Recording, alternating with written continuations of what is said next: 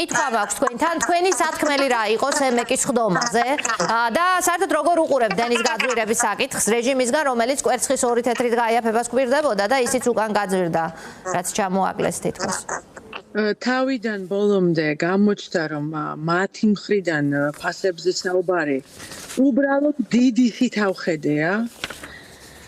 ზრდა არის შემაშფოთებელი, ფაქტობრივად მოსახლეობის უმეტესობას 30%-ით გაუძვირდება ცხოვრება. ეს არის რეალობა. როდესაც მე ვთქვი, რომ აი ქვეყანაში არის რეკორდული მაჩვენებელი სოციალურად დაუცველების, აქ იყო, რომ მათ რაღაცას დახმარებას მისცემენ, ამაზე აქ არ არის. ამაზე აქ არის საქმე იმაში, რომ ელექტროენერგიის გაძვირება ნიშანია, კიდევ ერთი ნიშანია ქვეყანაში ცხოვრება უტოლდება გადარჩენისთვის ბრძოლას. მოსახლეობის უმეტესობისთვის. ხალხი, რომელიც არის ზედა ეშელონებში, საქართველოს პარლამენტში, კომისიაში, ამ ხალხს აქვს ისეთი ხელფასები და ისეთი სამსახური, ჩვენ მათ ვერ ვნახავთ 1, 2, 3, 4, არა ვნახავთ, მოვინდომებ და ვნახავთ, მაგრამ პასუხისგებლობა 5 წლის შემდეგ ეს კომპანია რო ჩადებს თუ არ ჩადებს იმ დაპირებულ ინვესტიციას, მათ ამ პასუხისგებლობა არ არის საჭირო რომ ეს პასუხი აგონ ამ საკითხზე, იმიტომ რომ 1-2 წლის მერე ეს ხალხი ამ კომისიაში აღარ იქნება. და დღეს, როდესაც ახლა 15 და 16,000 ლარი გაქვს ხელფასი, გასაგებია რომ შეიძლება ვერ შეამჩნიო 30 და 40 ლარით მომატებული კომუნალური გადასახადები. მაგრამ არა მარტო კომუნალური გადასახადი, გაძვირდება პური, გაძვირდება ცხოვრება, გაძვირდება კერძო ტრანსპორტი და რეალურად ეს არის ხალხის დახრჩობა, მიხჩობა საქართველოში ცხოვრება, უტოლდება გადარჩენისთვის ბრძოლას. ეს იყო ჩემი სათქმელი კორუფციის გარდა და ამაზე კიდე მოგახსენებთ მოგვიანებით. კი ბატონო, თვითონ განწყობა რომ თითქოს ყველაფერი რიგზეა ამ ქვეყანაში. თან გვესაუბრებიან რომ რაღაც კომისიაზე აწყობენ და იქ იბარებენ კერძო ბიზნესმენებს ამა თუ იმ სფეროდან და ეუბნებიან აი გაიაფეთ, ტორმუზი არა გაქვს და ასე შემდგომ და თვითონ რაც მათ ხელშია, ხომ? აი ეს ელექტროენერგია, ხო? რაც სახელმწიფოს პასუხისმგებლობაა რომ არ გაეზარდოს მოქალაქეს ეს ხარჯი, ამ შემთხვევაში რაღაც ობიექტურ ბრჭყალებში მიზეზებს იგონებენ. რამდენად ეთანხმებით მათ ამ ობიექტურ მიზეზებს ტარიფის გაძვირების ნაწილში და თქვენ რა გონიათ რეალური მიზეზი?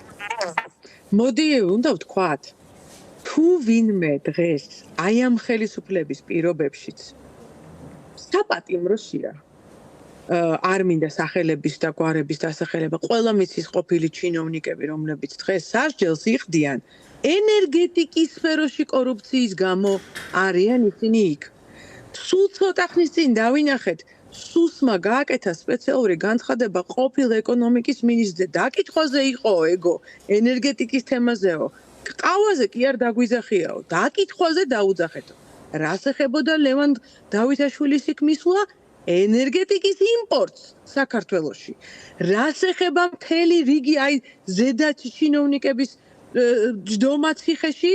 ჰესების საკითხს და უღრმეს კორუფციას, რომელიც არის ჰესებთან მიმართებაში. ამიტომ ეხლა ეს ხალხი, რომელმაც 10-12 წლის განმავლობაში კორუფცია ააყვავა ენერგეტიკის სფეროში, რომელმაც ვერ უზრუნველყო, რომ ისეთი ხელშეკრულებები დადოს საქართველომ, თუნდაც ჰესებთან მიმართებაში ისეთი ინვესტიციები მოიზიდოს, რომ მე არ გაპრობლემდეს, ხო? ნამახვანი გავიხსენოთ. ეს ხალხი დღეს კიდე ხელისუფლებაშია და იგივე ხალხი დღეს მე, თქვენ, ჩემს მეზობელს, თქვენ მეზობელს და ჩვენ თანამშრომლებს ეუბნება, რომ ჩვენ უნდა გადავიხადოთ ჩვენი ჯიბიდან ფასი თურმე, რომ 12 წელია ვიღაცები ჭამენ ჩვენი ენერგეტიკის ფულს იმის მაგევრად, რომ საქართველო მართლა გახდეს ენერგო დამოუკიდებელი ქვეყანა, ხო? ცოტა ხნის წინ გააუქმა, როდესაც მოიცილეს ღარიბაშვილის და ლილუაშვილის გავლენები, რა მოხდა ენერგეტიკის სფეროში? ირაკლი კობახიძე მიადგა და ჰესების ლიცენზიები ერთი ხელისმოსმით გააუქმა. თურმე რატომ გააუქმა, თუ იქ ყველაფერი რიგზე იყო? იმიტომ გააუქმა, რომ ფეოდალური ჰესები გვაქვს ჩვენ, ხო? თბილისიდან ვიღაცა ფეოდალი ჩადის, ბევრი მათგანი ბიძინა ივანიშვილია პირადად აშენებს ჰეს და იქ ელექტროენერგიის ფასი, მოსახლეობის ბედნიერება, ჯანდაცვა, რამე ფულის დარჩენა ადგილზე არაფერს ამან არაფერი არ მოიტანა. კორუფციის გარდა.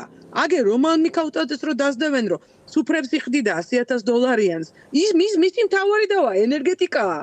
და თან გვეუბნებიან რომ ეხლა რახან ეს პრობლემა არისო, თქვენ გადაიხადეთ ამის ფულიო. ეს რო იყოს დალაგებული ქვეყანა, მე ამ არგუმენტს დავიჯერებდი. მაგრამ ამ ქვეყანაში მორიგი საპირველ აპრილო თაღლითობა. 1 აპრილი იწყება, 1 აპრილიდან 30%-ით გაძვირება. 3 თეთრი იყო დაგეგმილი და ესე იგი კიდე წინასწარ 3 თეთრიც არ იკმარეს. 5 თეთრით გააძვირეს, დია. კი და დაქვირდნენ რომ რამდენიმე წელი არ გაიზრდება ეს თარიღი, არ ვიცი რამდენად უნდა ენდოთ ოცნების დაპირებას, მაგრამ მით უმეტეს იმ ფონზე ივანიშვილს რა დაპირებებიც აქვს გაცემული, სად უნდა ვიყოთ ახლა წალკოჩი ალბათ 13 წლის თავზე, მაგრამ ხო, სადაც ვართ, კი ვართ. მადლობა ანა, ხომ არ გსურთ რაიმეს დამატება დღევანდელი სხდომის დასკვნით? ძალიან მნიშვნელოვანია რომ ხალხმა გაიაზროს, არ შეიძლება რომ მარტო ჩვენ, მე, თქვენ 100-მა, 200-მა, თუნდაც 1000-მა კაცმა. აი მე დარწმუნებული ვარ რომ სულ ცოტა ხანში ისედაც გაუსაზრის მდგომარეობაში მყოფი ხალხი, რომელიც აიხლა აპირებდა რომ ცოტა შეიძლება ზამთარი დასრულდა და რაღაცა ნახეთ ზამთარი დასრულდა და აბსოლუტური სიბოროტე ამ ნაბიჯის. ისევ რაც დარჩა, სული უნდა ამოუღონ ხალხს. და გადარჩენის და ამოსუნთქვის დეკემბერში არ გაძვირების მიზეზი ალბათ ესეც იყო, რომ ზამთარში კიდევ უფრო იგრძნობა ეს მეტი მოხმარება და რაღაცნაირად გააძვრინონ უნდა ეს მორიგი მატება ზაფხულში, ნაკლებია მოხმარება წესით. ნამდვილად, თუმცა უკვე ნახეთ რეგიონში არსებული ვითარებიდან გამომდინარე, მე ბევრ ხალხს ველაპარაკებ, ტურიზმი კატასტროფულ მდგომარეობაში. ჩვენ ხო არ აქვს წარმოება, ქვეყანა ტურიზმ დამოკიდებული. ტურიზმი გაჩერებულია. ისრაელი, ირანი, ეს იყო ჩვენი მთავარი წყარო ტურიზმის, გაჩერებულია მთიანი მხარეები, მთიანი ტურიზმი, გაჩერებულია ექსპორტი თაფლის. ისედაც ხალხი ითვლის აი ბოლო თეთრებს. ეხლა ეს ნაბიჯი არის გეუბნებით აბსოლუტურად მიღრჩობის ადამიანების მიღრჩობის ნაბიჯი.